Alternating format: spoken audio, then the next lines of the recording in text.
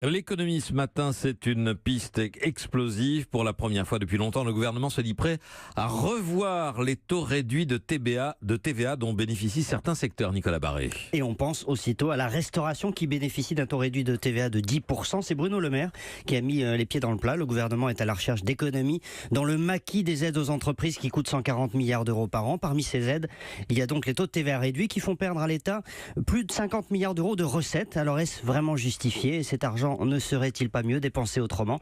C'est la question taboue que pose le ministre de l'économie. Et les restaurateurs se sentent visés. Eh bien oui, parce qu'avec le recul, plusieurs études ont montré que les taux réduits de TVA n'avaient pas eu les effets espérés. D'abord, plus de la moitié des bénéfices ont été empochés par les restaurateurs plutôt que répercutés en baisse de prix.